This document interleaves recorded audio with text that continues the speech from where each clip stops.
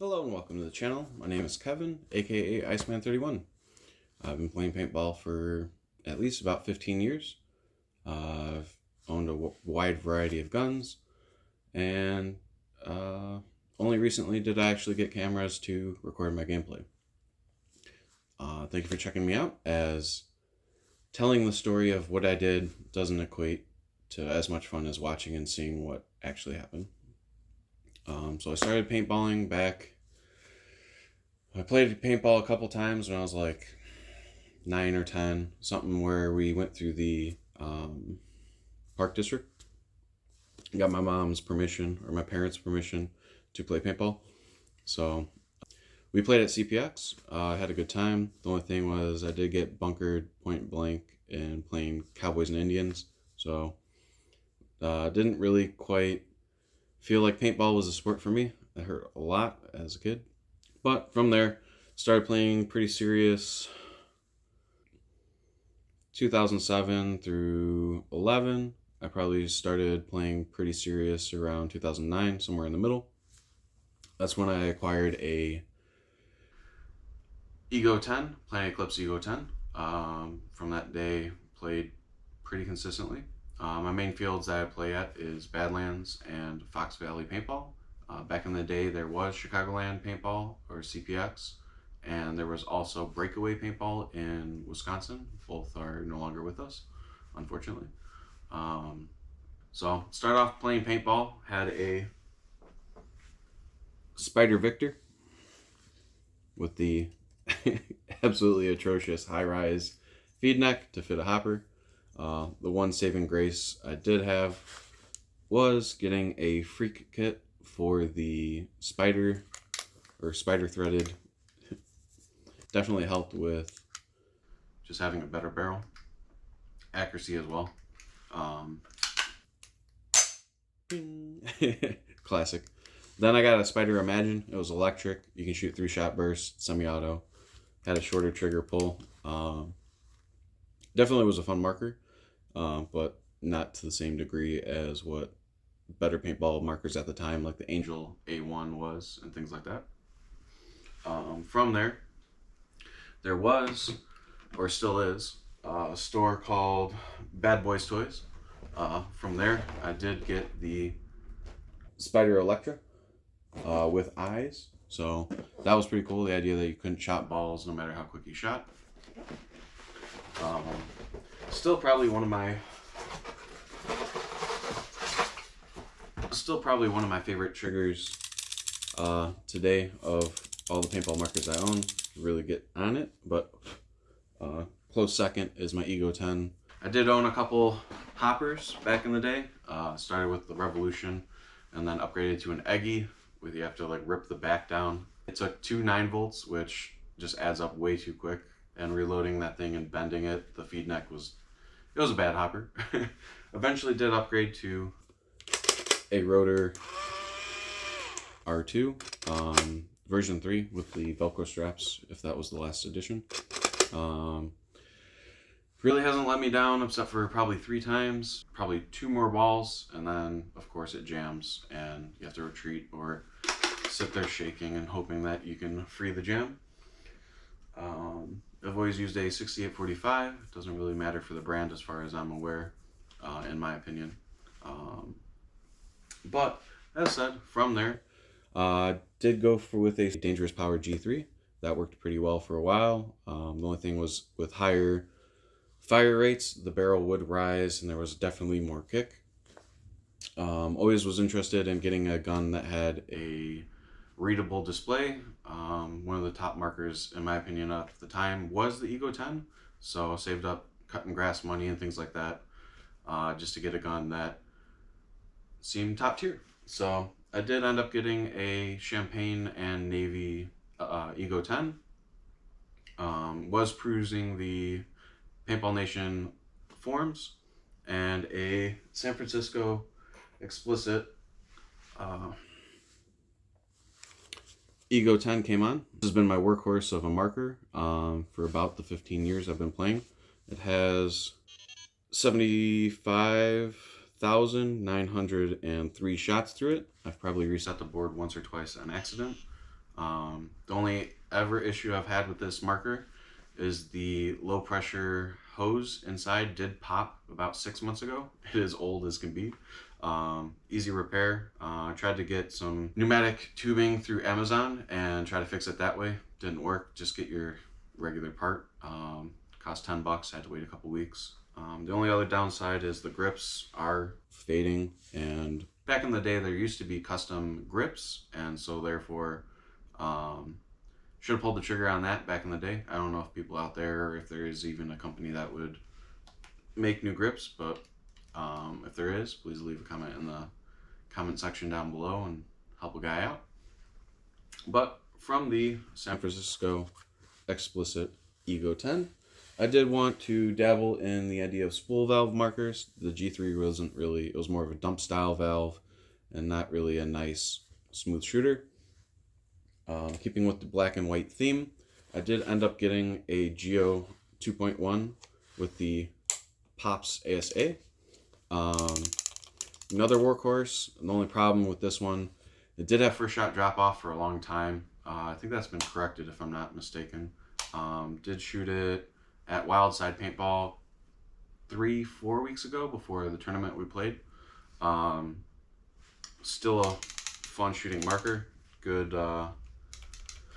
setup on the trigger, or at least the way I set it up. I love it.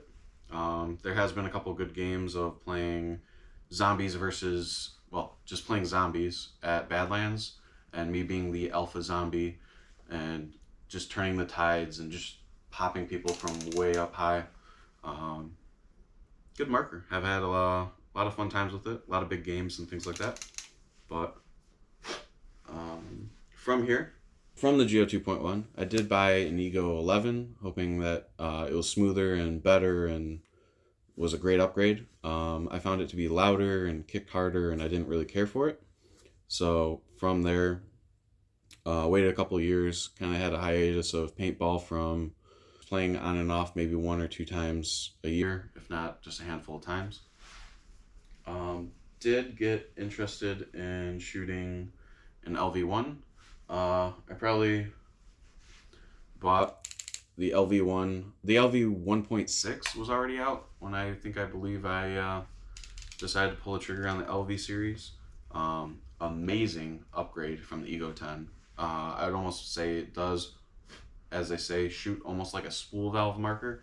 It's just so crisp. So if you're already shooting an Ego or have never shot an LV1 and only shot the old Egos, it's definitely worth asking someone to shoot their gun, if not to buy one and shoot it. Haven't had quite the same reliability as the Ego 10, in my opinion. I did buy a second one. It is green with gray. That one's been a workhorse. This one, it was set up with an optical switch. I put in a micro switch when I was fixing a hopper, and I ordered a part from A&S Gear. Set it up wrong. Probably going to start using this gun a little bit, see if I can get it back to the heyday of what it should be, but I digress. LV1, amazing. Definitely an upgrade. My brother did buy an LV2 a couple months ago and shot the LV2. The air transfer pipe really doesn't get in the way for me. If you have bigger hands or hold the gun in a different way, it might. So the LV2 might be a consideration. But for me, especially the new price, I would not recommend the LV2. Just grab an LV1 or 1.1 with the solid 1 grip. This one is the 1, so it does have a twisty grip down below, but I haven't had issues. Just budget performance, you know? From there, I did watch a lot of YouTube videos. I never really wanted to dive into the dye guns. I never really liked the ultralight frame. My friends had the proto rails. I just didn't like the way those felt in the hand, so I was very hesitant in buying the DSR Plus, but the reviews and many of the YouTube channels just were blown away by how quiet and the shot quality, and just taken back at how great the DSR Plus is. The trigger is definitely unique, but you can get on it pretty nice. Spacing, everything's great. Did just get a I am Pro Kit. My brother was interested in shooting my gun, and he's like, well, let's get an upgrade because it's out there. Definitely made an improvement. The only downside, there really isn't a downside. It's just for the price. The shot quality did get better, but I don't know if it'd be worth it. I didn't pay for it, I said, so couldn't give you a price per performance.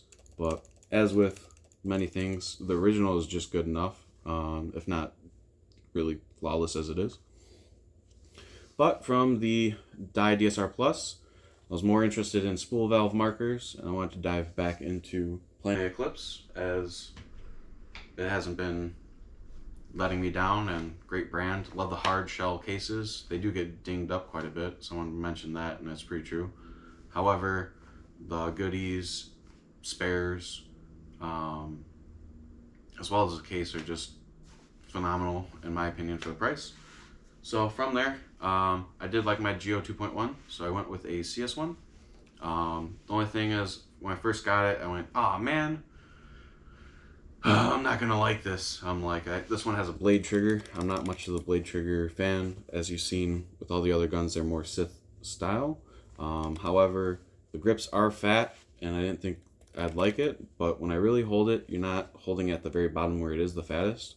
But this gun's, for as much as I've shot it, has been quite phenomenal. Some of my gameplay footage is of me using this. I don't think there's too many clips, but I did use it to the most degree as my Ego 10, LV1, or DSR Plus, but no complaints. It's just seemed like a bigger gun, but really get on it with the blade style trigger. From there, I did get curious of the Planet Eclipse line, and so I pulled the trigger on getting a 170R. I just got the brown and red grips. Black looked really sick. I was using white, and they were getting stained with the gloves that I was using. Unfortunately, I thought I can buy a second pair, and they only sell used, and for quite a bit. So the white grips are now put to the side, and I think it looks pretty sick. Goes to a almost black tip, but those are my main markers.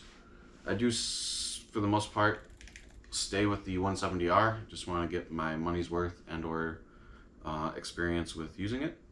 No complaints. Shot good in the cold. Played in February of this year, 2024.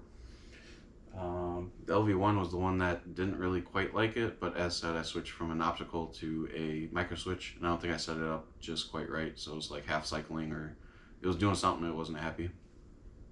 Just recently joined Savvy, as said. We're looking to hopefully build the community around us, and or just paintball in general, help out newer players, make sure that this sport is a sport that's going to last for many years to come. There are some bad people in the sport, as with everything, even think of people on the road, people road rage and things like that. However, we're looking to just be super friendly, come say hi to us at the field. Practice, we do get better and better. Obviously not D1 yet, if at all, but yeah. It's just a new paintball journey. I've only been a rec ball player, and now speedball. No complaints, just you gotta be more vocal, you gotta know what lanes to shoot, and just work cohesively as a team, which I've never really done sports or team sports because I'm more of a lone wolf. I do have a GoPro 10. That's what I'm using now, as well as a knockoff action camera that I bought many years ago for my trip to the Philippines. Used it for snorkeling and things like that. Video quality is pretty bad, but I mean, it takes video, and I don't mind if it gets shot. It's only like $20-$40. From there, I did get a ProFlex thanks to my teammates. It does wonders. You can breathe really well. It's nice and soft. It doesn't really feel like you're wearing a paintball mask at all. Do need to get a new lens, as this one is well used, but yeah, looking forward to making a review of the ProFlex. But so far, from the 2 weekends I've used it. I love it, and I really wouldn't look back. I just don't know about mounting the cameras, as the vent holes look kind of different, but I mean, we'll make it work. So yeah, stay in tune. I'm Kevin, aka Iceman. Go Team Savvy, Savvy to the front, and you have a great day. Thank you.